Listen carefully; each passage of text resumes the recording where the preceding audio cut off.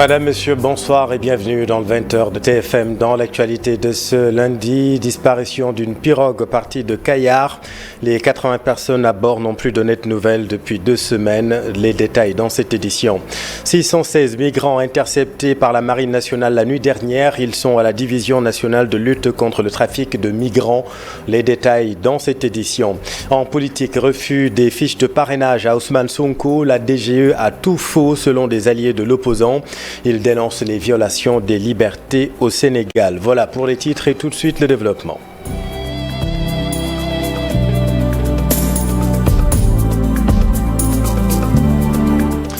Disparition d'une pirogue partie de Kayar. L'embarcation avait à son bord près de 80 personnes. À Kayar, les populations sont très inquiètes. Voici le président du CLPA avec notre équipe à Thiès. Aujourd'hui, nous voudrions lancer une alerte envers les autorités sénégalaises. Disparition d'une pirogue qui a quitté Kayar envers les îles Canaries et qui a environ 80 personnes à bord, dont des bébés, on peut dire bébés, et des femmes aussi. Tout le monde est conscient de la fragilité des enfants, mais aussi des femmes. Et des femmes qui sont en mer depuis 17 jours et on ne sait où ils sont. Il y a des femmes. Et des femmes qui sont parties avec leurs enfants, même avec leurs maris dans cette pirogue. Les familles dans cette pirogue. On peut dire que plus de 55 personnes sont du village de Kayar. Donc nous demandons aux autorités sénégalaises vraiment de nous aider à la recherche de nos parents qui sont en mer. Puisque si les Sénégalais qui sont en Espagne alertent les autorités espagnoles jusqu'à leur pousser à aller faire cette recherche-là, vraiment les autorités sénégalaises devaient être devancés sur ça. Donc on demande solennellement au président de la République, mais aussi au ministre de l'Intérieur, vraiment de nous venir en aide. Parce que si nous pouvions aller... Et dans ce contexte, 616 migrants ont été interceptés la nuit dernière par la Marine nationale. Ils ont été remis à la Division nationale de lutte contre le trafic de migrants et pratiques assimilées pour identification et ouverture d'enquête. Alassane Ba. Parmi ces migrants, des femmes et des enfants. Nous avons noté une augmentation de la gente féminine dans la participation de ces voyages clandestins qui sont souvent accompagnés de nourrissons et d'enfants. La Division nationale de lutte contre le trafic de migrants et des pratiques assimilées procède à leur identification. Ils sont 606 au total, issus de 4 embarcations interceptées par la Marine nationale. Là, on est à l'étape du tri. Il s'agit d'identifier tous les migrants, voir ceux qui ont eu à jouer un quelconque rôle dans l'organisation ou bien dans le départ de ces pirogues, c'est-à-dire les capitaines et les organisateurs. Et les migrants qui n'ont eu à jouer aucun rôle seront remis en liberté après avoir été sensibilisés. Les capitaines, les organisateurs, l'équipage, tout ce qui tourne autour de la filière du trafic de migrants, eux, ils sont arrêtés et déférés devant le parquet et le procureur de la République pour qu'ils répondent de leurs actes. Sur place, ces candidats à l'immigration irrégulière sont bien pris en charge en attendant de terminer les opérations. Et c'est grâce à une parfaite collaboration entre les forces de défense et de sécurité que ces résultats ont été obtenus. Bon, c'est dans la nuit du 22 au 23 que la DNT a été saisie à cet effet par la Marine nationale et nous nous sommes déportés au niveau du quai de la Marine pour pouvoir accueillir ces migrants et les acheminer au siège de notre service. C'est le lieu de magnifier la coopération qui existe entre les forces de défense et de sécurité, notamment la Marine nationale, qui ne cesse, dans le cadre de ses activités, d'intercepter des pirogues et de mettre à nos dispositions les migrants. Et nous assurons l'aspect police judiciaire, c'est-à-dire mener les enquêtes. Hormis ces 616 migrants, 977 ont été interceptés le week-end passé. Issus de 7 pirogues qui ont été interceptées par la Marine. Par ailleurs aussi, la DNLT effectue des opérations sur terre. Et dans ce cadre, nous avons aussi empêché un départ de pirogue, notamment à Kayar. Un phénomène très complexe qui nécessite, selon le commissaire Omar Boun Khattab Gueye, de réunir différents acteurs tels que des criminologues, des psychologues, des économistes et ainsi une production scientifique qui pourra cerner les contours de ce phénomène sera faite. Merci Alassane. Depuis plus de 4 mois, le bateau Aline situé Diatta n'assure plus la liaison Dakar-Ziguinchor. Vous le savez, des usagers ont initié une pétition de près de 4000 signatures pour demander la reprise de la navette. Alioune Sarr, un des membres du collectif avec Chérif Thiam. À 4000 signatures parce que nous voulons un objectif de 5000 signatures. Vraiment, les conséquences sont énormes parce que économiquement, vraiment, nous avons un grand manque à gagner parce que toutes les activités en Casamance, que ce soit l'agriculture, la pêche et le tourisme, toutes ces activités sont complètement en baisse. Nous avons saisi les autorités parce que dernièrement, ça ne fait pas, peut-être ça fait juste peut-être un mois que le Premier ministre a été saisi par le collectif des cadres casamançais, mais on ne va pas dire que là, la réponse est satisfaisante, mais il nous a promis qu'il va prendre le dossier en main. Et la saison touristique vient d'ouvrir, elle a été ouverte hier au Cap Skirring. Donc, avec ce bateau, il y avait un grand potentiel et beaucoup de touristes qui venaient grâce au bateau. Parce que vous savez, le bateau, il aime tellement le bateau de la mer, naviguer, arriver à Caravane le matin avec les marchands et tout ça par la mer. Mais depuis qu'on les a dit que le bateau n'a pas encore repris, vraiment, beaucoup sont découragés de venir. D'autres ont préféré changer le programme de leur circuit touristique. Donc tout ça, c'est un manque à gagner, non seulement pour les insulaires, la basse Casamance, mais pour toute la Casamance entière. Et quand je parle de la Casamance entière, parce que quand le tourisme vient, ils ne s'arrêteront pas en Casamance. D'autres iront par exemple à Saint-Louis, à Gorée, à Kédougou, tout ça. Donc c'est un manque à gagner vraiment national. Rentrée universitaire, l'UCAD toujours en attente. Les étudiants exigent la réouverture du campus social. Si rien n'est fait, ils comptent paralyser tout bonnement le système éducatif. Cher Diop, Thierno Laurent Mehdi. L'université Cheikh Anta Diop de Dakar reste toujours fermée. Depuis des mois, cet espace n'est pas fréquenté par les étudiants. Ces derniers, qui en ont marre d'attendre, exigent la réouverture des campus. On avait convenu ensemble que le 2 octobre, on allait reprendre. Ce vendredi dernier, nous avions été convoqués à un conseil d'administration à l'issue de laquelle les autorités, le DG du COUD, M. Maguetsen, et le recteur nous ont fait savoir que même pour les questions de procédure, pour ces réparations, il leur faut encore 2 mois. Ce qui signifie qu'il n'y aura pas d'enseignement en présentiel d'ici février ou mars, ce qui est inacceptable. Fermer une université telle que l'université de Dakar pendant 7 mois, c'est sacrifier la vie des étudiants. Pour obtenir gain de cause, ces étudiants en appellent à la solidarité de leurs camarades des autres universités. Nous comptons paralyser le système dès maintenant. Donc nous sommes en collaboration parfaite avec les présidents d'amicales locales. Lorsqu'on a signé le protocole d'accord, on avait sensibilisé nos pairs qu'à tout moment, on peut faire un système de paralysation que de ce fait du CM, du primaire jusqu'au lycée. Donc on a arrêté un de nos membres. Comment vous comptez mener ce combat?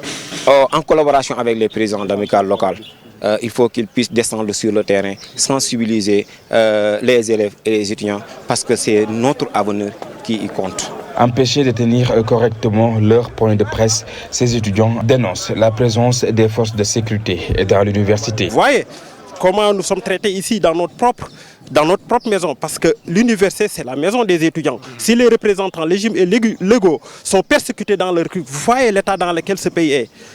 Nous disons que la place de l'étudiant n'est pas de rester chez lui. Il est dans les amphis, dans les salles de TD. Et là, ce droit-là, on nous le dénie et c'est inacceptable. Pour rappel, depuis le mois de juin 2023, les universités sénégalaises ont été fermées suite aux violentes manifestations. Cependant, les étudiants des universités de Ziguinchor et de Saint-Louis ont récemment repris leurs activités pédagogiques. Dans l'actualité politique, refus des fiches de parrainage à Ousmane Sonko. La DGE a tout faux selon des alliés de l'opposant. Il dénonce les violations des libertés au Sénégal. Voici Dame Bouch avec Mamadou Fall. La stratégie du président Macky Sall, c'est de se retirer du processus électoral auquel il n'avait pas droit, mais d'empêcher un Sénégalais qui jouit de tous ses droits de briguer un mandat conformément à la volonté populaire. Aujourd'hui, il est dans une logique d'écarter injustement le candidat qui est Ousmane Sonko de la compétition présidentielle en 2024. C'est pourquoi ces leaders que vous avez ici se sont mobilisés et ont créé cette structure LACOS pour s'opposer à cette forfaiture. Parce que Dans l'actualité politique, toujours des leaders de l'opposition bloqués dans plusieurs régions. Dans le même temps, Amadou Ba, le Premier ministre candidat, déroule sa tournée économique, qualifiée de tournée économique, et draine des foules sur son passage. Situation diversement appréciée, vous allez le voir, à Saint-Louis du Sénégal. Ousseynou Diop, Fabib Sek. Le Premier ministre Amadou Ba déroule sa tournée économique dans le pays, ce qui est qualifié d'une campagne électorale déguisée par les membres de l'opposition à Saint-Louis, qui estiment qu'au même moment, ils sont sommés de suspendre leur caravane. Une décision de trop, selon Abandoy de Tahaou Sénégal. C'est toujours un forcing, parce qu'avec ce régime, on a vécu l'emprisonnement de trois potentiels candidats à l'élection présidentielle, à l'occurrence M. Khalifa Sall, Karim Wade et maintenant Ousmane Sonko. Pendant ce temps, on assiste à des tournées économiques, on assiste à des marches des gens du système, des gens de l'État. Pour Momar Fall de la coalition Benno Bokk Yakaar, la tournée économique du Premier ministre Amadou Ba est normale quelques jours après la publication du nouveau gouvernement. On se dit que c'est des questions politiques, et ça c'est le discours politicien comme d'habitude. Mais tout le monde sait qu'actuellement le Premier ministre est en train de faire son job après avoir créé un nouveau gouvernement. Quoi de plus normal que d'aller s'enquérir de l'état d'avancement donc des chantiers. Il est venu à Saint-Louis pour s'enquérir de la situation de Pikine et des autres quartiers. Quoi de plus normal de faire le tour du Sénégal pour voir vraiment quelles sont les perspectives pouvant mener à bien notre bateau. L'État refuse à des membres de l'opposition de dérouler leur campagne pour le parrainage et bloque même certains de leur cortège. Abandoy sermonne l'actuel ministre de l'Intérieur. Momar Fall apporte la réplique. Donc pour moi, pour plus d'équilibre, plus d'état de droit, plus de démocratie, on devrait tous être sur la même longueur d'onde sur la situation normale. S'ils ne le faisaient pas, tout le monde pouvait s'inquiéter.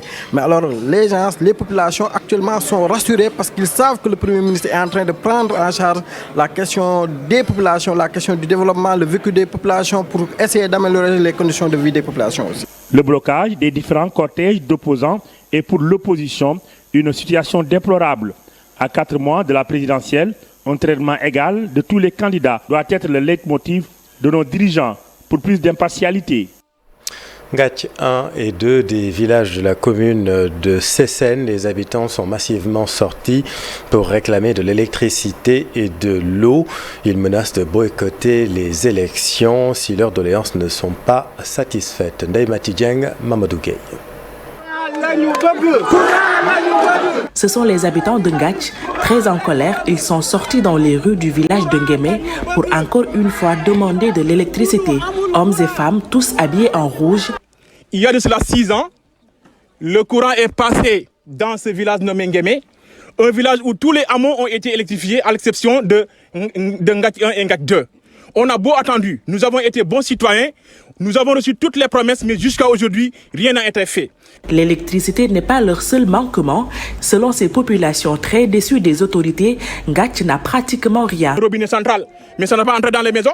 On nous demande 75 000 francs. Tout le monde n'est pas aisé pour avoir 75 000 francs pour avoir un. Le chômage des jeunes surtout. Tous ces gens sont diplômés. Nous avons un poste de santé là-bas, mais on peut améliorer ça en l'équipant, des équipements.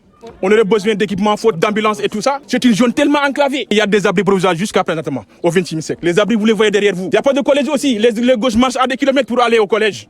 C'est des choses à régler. Face à cette situation, ils ont décidé d'agir. Tous les politiciens seront déclarés persona non grata à Ngatch jusqu'à satisfaction de leurs doléances. Si la situation n'est pas décantée encore, nous allons passer à une vitesse supérieure. Comme le font les autres, on va passer à une vitesse supérieure. On va voter pour personne. Ces villageois comptent mettre en exécution leurs menaces à partir de ces opérations de parrainage.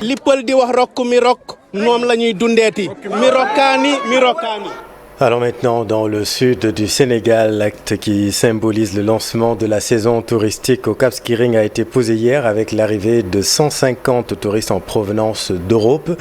Le directeur général de l'AIBD a annoncé le lancement du processus de certification de l'aéroport de Cap Skirring durant cette rencontre. Lamine Ba, Lamine Mandiang. C'est à 12h15 que le vol de la compagnie Transavia, affrété par le Club Med, a atterri à l'aéroport international du Cap Skirring avec à son bord 150 touristes. Bonjour, je suis Pascal, je viens de Paris. Eh bien, écoutez, le voyage s'est bien passé. Vous avez toujours un beau temps, mais là, on l'attend le soleil. Je m'appelle Anouk, j'ai 18 ans, donc j'arrive pour visiter le pays, donc ça va être sympa, de Paris. Une cérémonie officielle a été organisée pour la circonstance. Le directeur général de l'AIBD a saisi l'occasion pour annoncer le lancement du processus de certification de l'aéroport du Cap Skirring. Le prétexte est trouvé pour amorcer le processus de certification de l'aéroport international de Cap Skirring.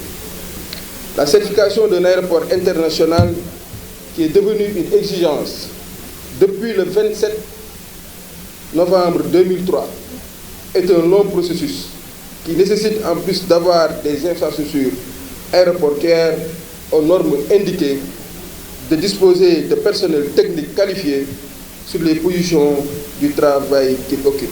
Ce projet va entraîner des travaux dont l'extension de la piste d'atterrissage. Le maire de Djembereng exhorte les autorités à procéder à l'indemnisation des futurs impactés avant toute opération de déguerpissement. Comme prévu dans sa programmation, les dites populations doivent recevoir une indemnisation juste, équitable et équivalente à leur investissement.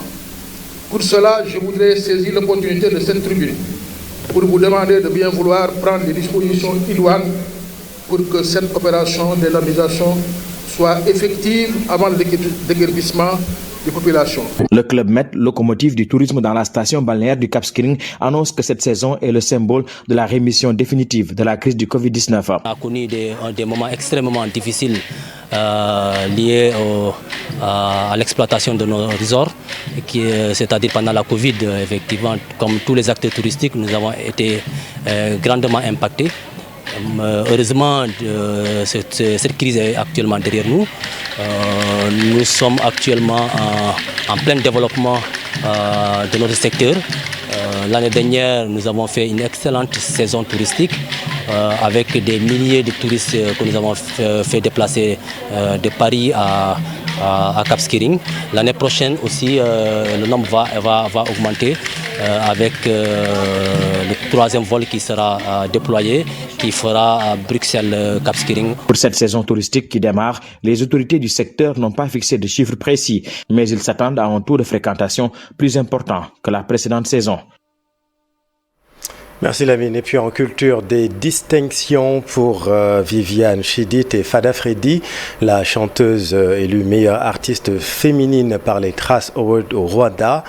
Et puis Fada Freddy pour sa part qui s'est vu attribuer un chevalier de l'ordre des arts et des lettres en France. Ces distinctions sont le signe de la bonne marche de la musique sénégalaise malgré les problèmes internes selon Guy Sepen de l'association des métiers de la musique interrogé par Chérif Dia. Nos deux lauréats, à savoir Viviane Chidid pour son prix de meilleur artiste d'Afrique de l'Ouest et Fada Freddy pour sa décoration au titre de la médaille des arts et des lettres de la République française. Je crois que c'est aussi le lieu aussi de reconnaître que la musique sénégalaise, malgré ses problèmes internes, marche aussi. Pourquoi? Parce que les artistes qui s'entourent au moins d'un bon staff parviennent quand même à intégrer certains espaces ou pour faire valoir carrément leurs œuvres qui ne sont pas moindres que les autres pays où la musique ou la culture marche très bien. Je crois que c'est le lieu aussi de faire un appel aux autorités à leur demander un accompagnement global dans le secteur de la musique. Pourquoi? Parce que ce ne sont pas des idées qui manquent, ce ne sont pas des professionnels qui manquent. Et je crois que nous pouvons ensemble discuter de nos préoccupations propres. Parce que si une télévision comme Trace TV peut se permettre alors d'organiser un tel événement, pourquoi pas les organes de diffusion qui sont au Sénégal, s'ils sont accompagnés? On a parlé de la loi du 1%. Cette loi du 1% indique quoi? Que toutes les sociétés prennent 1% de leur budget global à verser pour la culture. Aujourd'hui, cette loi, depuis près de 10 ans, n'a jamais été appliquée. Imaginez-vous toutes les sociétés du Sénégal qui prennent 1% de leur budget pour l'investir dans la culture. La culture marcherait. Le marché sénégalais est extrêmement étroit aujourd'hui. Les Sénégalais ne vendent pas la musique au Sénégal. Ils sont obligés de s'exiler dans des plateformes ou dans des concerts à l'étranger pour au moins pouvoir vivre de leur talent. Centenaire de la Turquie, plusieurs événements prévus pour promouvoir la culture turque à Dakar au programme de la littérature, de l'astronomie, mais aussi de la projection de films. Suivons là-dessus l'ambassadrice de la Turquie à Dakar, Nour Sakman. La coopération que nous avons entre nos deux pays sont excellentes.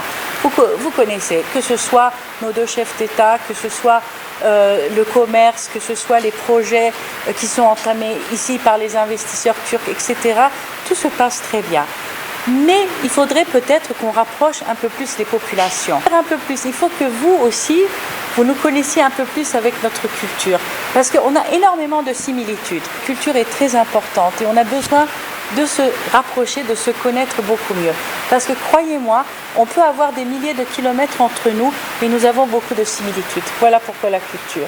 Qui va découvrir le cinéma turc, parce qu'on a tendance peut-être à s'imaginer que la Turquie, c'est ce qu'on voit dans les feuilletons, dans les séries télévisées.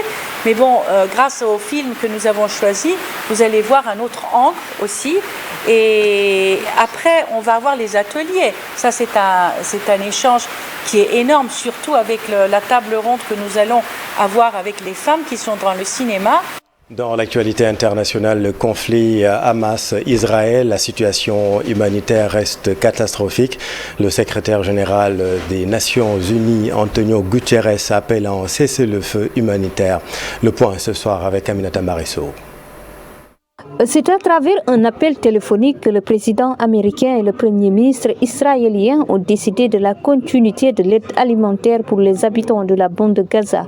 Un flux continu de l'aide humanitaire vers la bande de Gaza assiégée par l'armée israélienne depuis plus de 2 semaines. Ce lundi, un convoi est entré dans la bande de Gaza depuis l'Égypte, a constaté l'agence France Presse. Mais ces convois sont loin de satisfaire la forte demande de la population établie dans la bande de Gaza, selon le chef de la diplomatie européenne Joseph Borrell. Un cessez-le-feu humanitaire est tout de même agité.